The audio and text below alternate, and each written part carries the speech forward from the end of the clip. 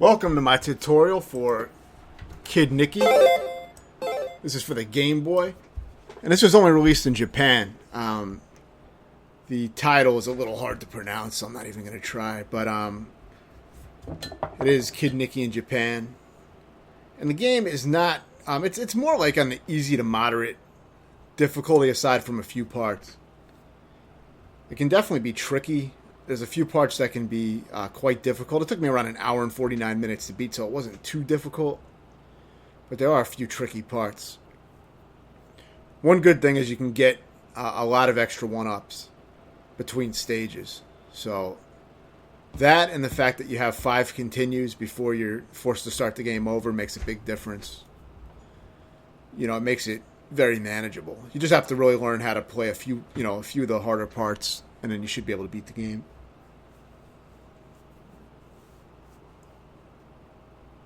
And for the final boss, I found a trick that makes it so you don't even have to really, you don't have to deal with any of his patterns. You can just pretty much kill him straight out. So I'll explain that.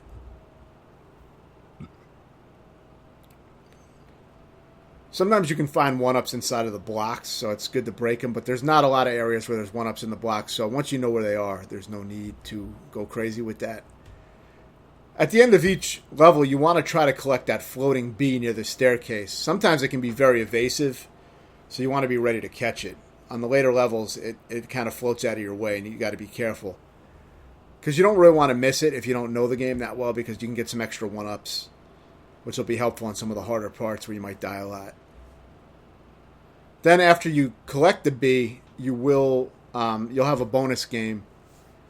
And all you have to do is hit the, strike the floating bee or whatever it is at the right time, and you'll hit it into either a 1-up or something worthless that you really don't need. One very reliable way to get a 1-up every time without fail is to just mash the button before the minigame even starts on the bonus stage, and you will every time get a 1-up. It'll always hit the 1-up. If you want to try to time it, you can try to go for the 2-ups. Which I did there, and I got it, but I found it most reliable to just get a 1-up each time by mashing the button before the bonus game, and then it's a guaranteed 1-up. So it's better to get that 1-up guarantee most of the time than, maybe get no 1-ups at all. But you can always try to go for the 2-up. It's more about learning this game. You really don't need a shitload of lives to win, because there's only really a few parts that can suck out your lives. If you're used to these kind of games, then this would be, in the upper easy to moderate difficulty range. See, if you try to time it, sometimes you'll fuck up and then you get that, which is useless. So,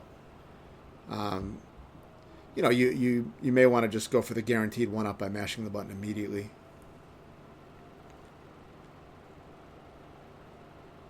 But yeah, a lot of times if you take the levels slow, especially if you're not familiar with the levels, you can get very far, because my first time playing, I got near the end of the game.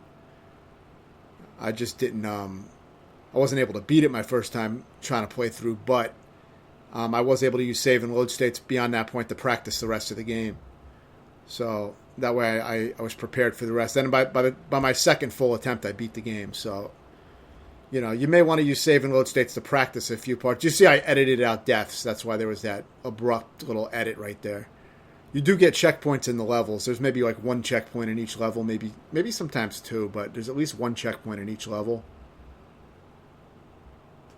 If you do waste to continue, you'll start at the beginning of the last area you got to. So I'm on 1-3 right now. So if I were to lose all my lives, I would start on 1-3. I wouldn't go back to the beginning of the first world. So it's pretty forgiving with that.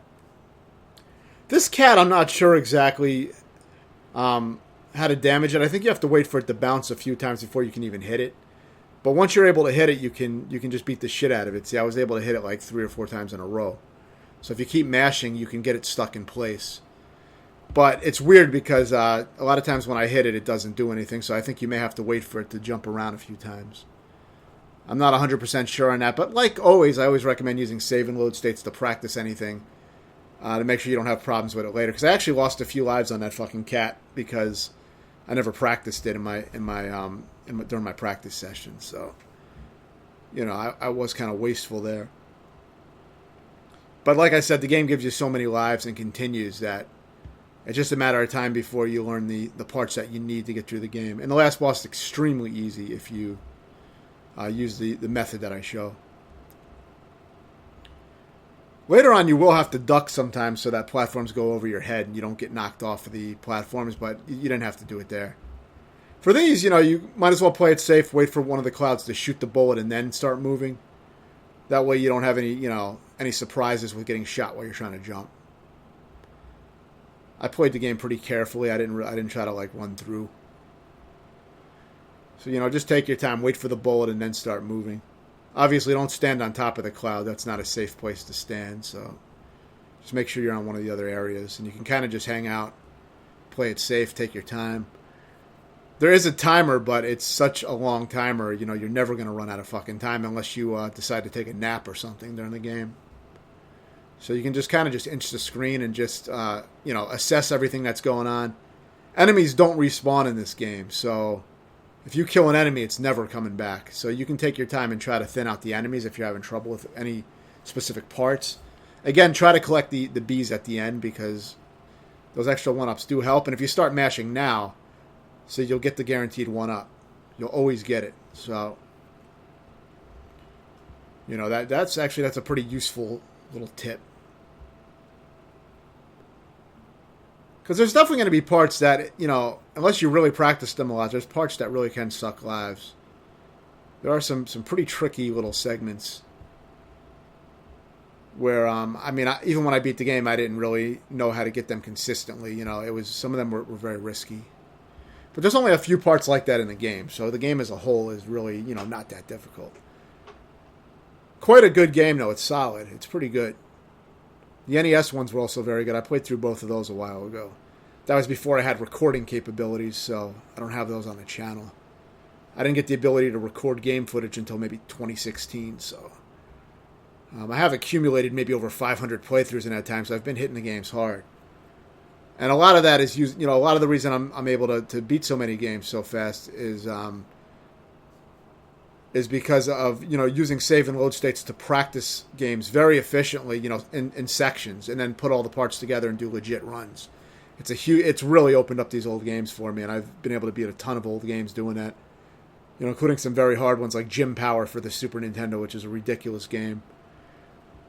And it's a great method. It really, once you start using the practice method, and I actually, in the Gym Power video, I do a tutorial on how I practiced it, so if you want to learn more in depth on how I go about practicing sections, check that out. For harder games, I'll practice troublesome sections maybe until I can beat them 3 times in a row or something like that, and then I may move on to the rest of the game and start practicing the rest of the game. I don't practice every session unless a game is, extreme. But, most of the time I practice sections that I think are going to give me trouble that could be a problem in my full runs. Of course, that's mainly with games that have limited continues. If you have unlimited continues, you can kind of just practice, normally. And just keep dying. But even with unlimited continue games, I will make save states sometimes on hard parts or bosses, just so I can practice them. And then I'll commit suicide, because I don't count that as legit if I beat something on a save state, But I'll commit suicide, go back and redo the part. So I do use it in that way. But yeah, it's really opened up games for me as far as beating games. I've, probably been averaging about 200 games a year that I complete. I had a year recently with 250 games. I do keep track of all that. So I play a lot of new games too, though, so that really does cut into the number. I'm not going for sheer number. There's also a shitload of really easy games that I exploit and beat. A lot of really easy fighting games and easy games like that. So, they're not all like games that take hours to beat. Some of them only take 20 minutes to beat. So it really varies. It's from, very, very easy to extremely hard. This guy's extremely easy. All you have to do is go under these little bullets where there's the spaces, obviously, and then on when he does his second length, he swoops down. He does it every second length of the screen. He'll swoop down. Make sure you're all the way on the one edge of the screen and just jump and hit him in the head right when he's about to, come to where you're at. That's all you have to do. And as long as you're on the edge of the screen and you're not still airborne as he's swooping to the edge, you won't get hit. It's a very easy pattern. Make sure you have it down. Just, maybe use a safe state just to practice and make sure you have it.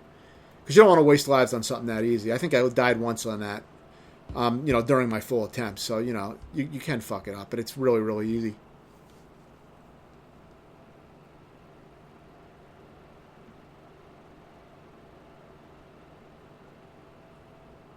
There's only 4 worlds, and each one has maybe 3 stages in it, so it's not a long game.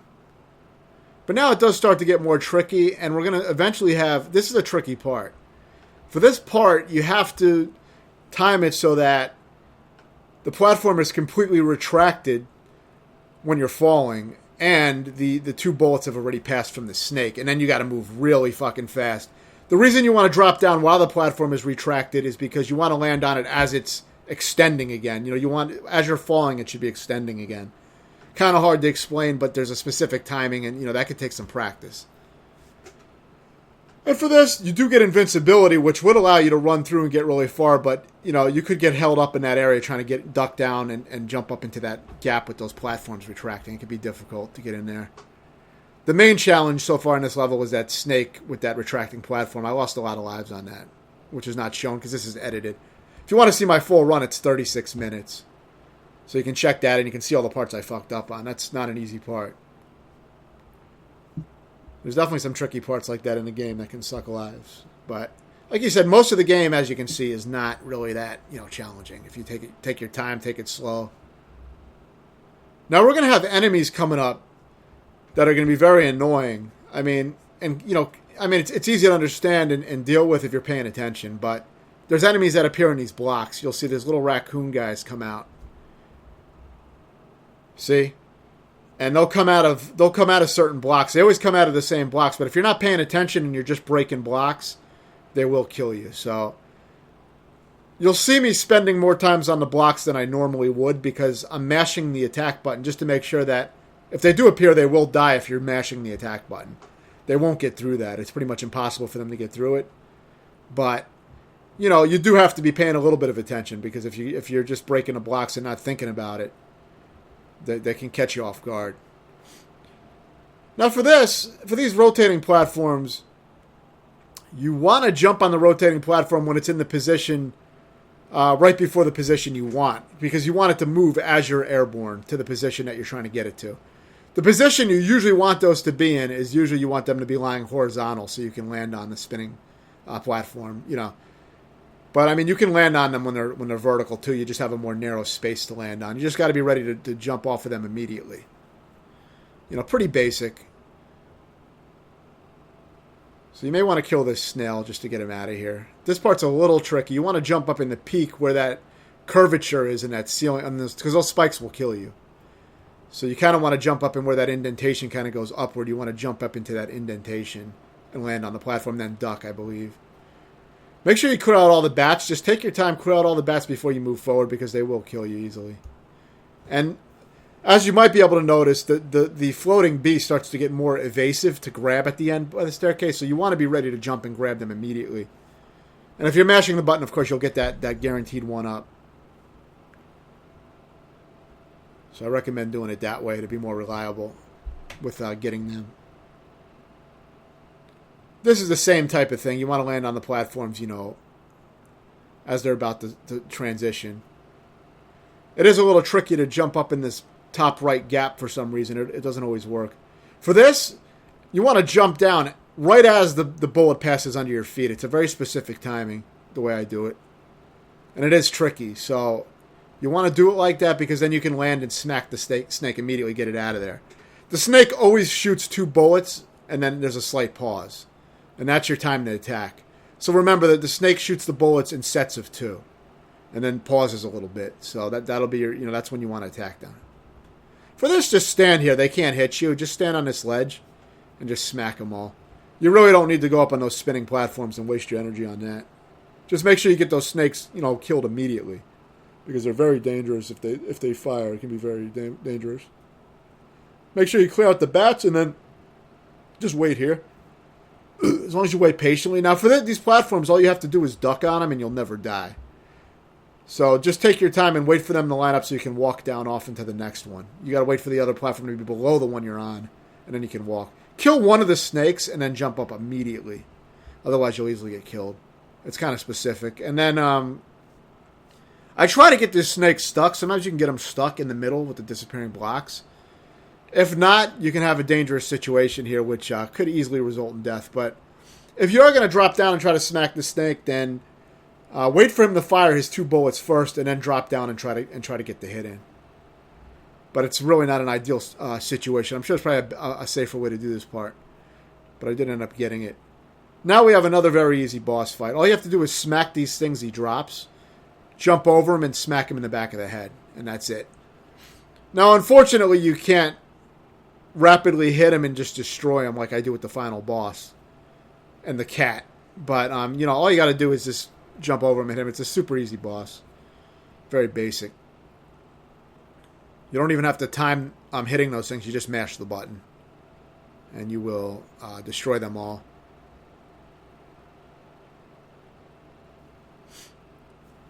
So now you'll get another bonus stage. Of course, just mash the button. Unless you want to go for the 2-up. But there's really, like I said, only a handful of parts that might drain your lives. Once you have a decent understanding of the game. And you have 5 continues with 3 lives each. So you have 15 lives without even counting any of the 1-ups you get or anything. So pretty generous for a 24-minute game. If you don't die, of course. It's 24 minutes because I edited out all the death. So now here, if you want, you can, move this thing here and smack the snake. It's probably an easier way to deal with the snake. There's nothing too special in those boxes. So you really don't have to waste your time if you don't want to get those. A lot of this shit you don't need to collect.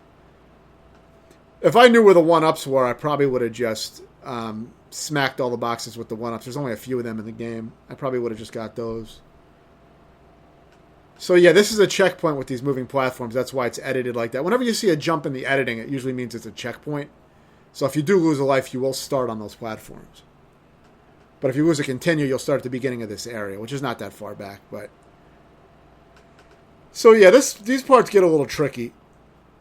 Obviously, with the snakes, you want them to spit the 2 bullets and then hit them. And with these little raccoon guys, just be aware that a lot of them start appearing later in the game. So now this bee does it tries to get through real fast. But if you're expecting it, you can catch it and get it real fast. They do get trickier to grab.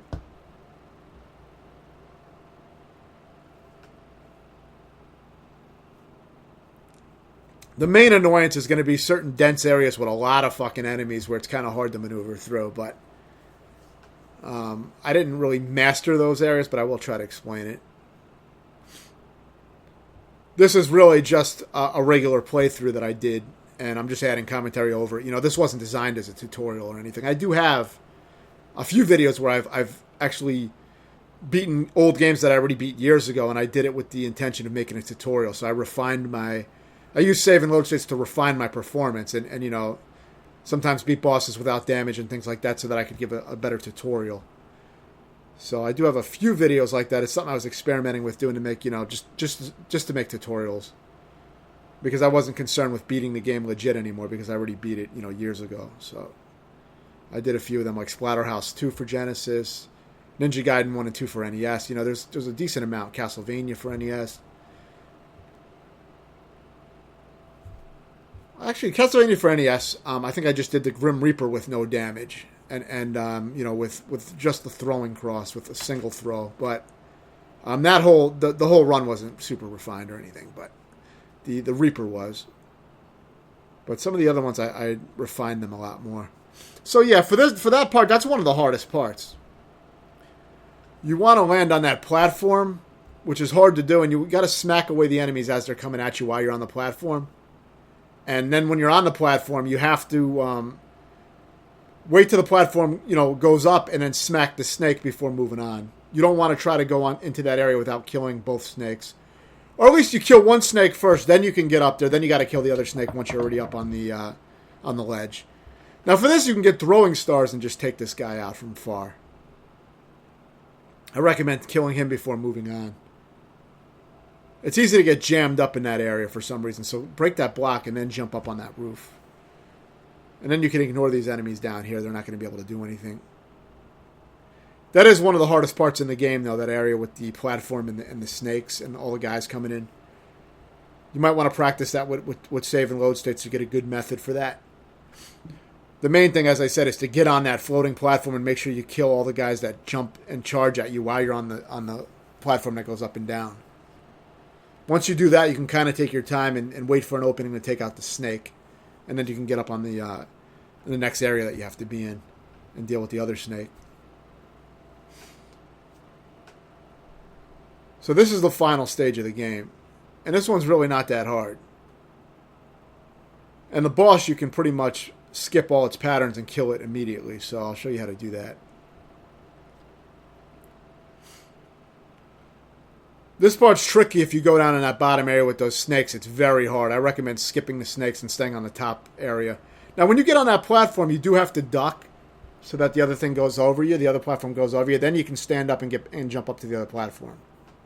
Also, that area with the platforms is also your checkpoint for the level, I believe. Now, going in these doors was like a little bonus area. So, you really don't have to go in here, but you can get some of these little things you pick up. If you get 100 of them, you get a free life. But this is the last stage anyway, so you're not going to be able to collect the free life even if you had 100, because you don't get it until the level ends, and it tallies up everything you collected. So yeah, this is very easy. Just be aware that these guys do come out of the blocks a lot more frequently in this level, so there's a lot of these cheap assholes. Just wait for the bomb guy to throw the bomb and then start smacking him around. You can combo him to death.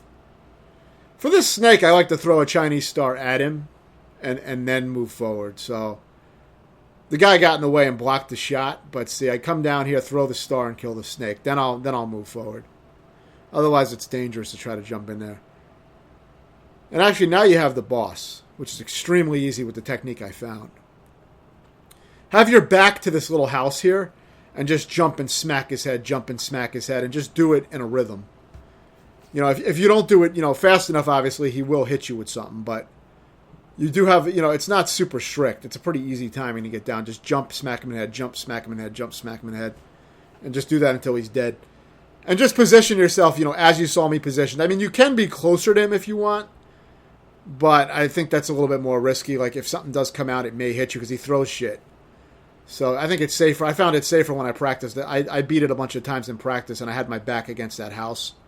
I found that to be the safest positioning. And just jump and smack there. That's all you got to do. Super easy. And that's really it. It's really not that hard of a game. But as you can see, there are a few tricky parts that can drain lives. So as long as you practice those few parts and you have a decent skill level with old platforming games, especially from the 8 and 16-bit periods, this game should be pretty easy. If you have any questions, let me know, and thanks for watching.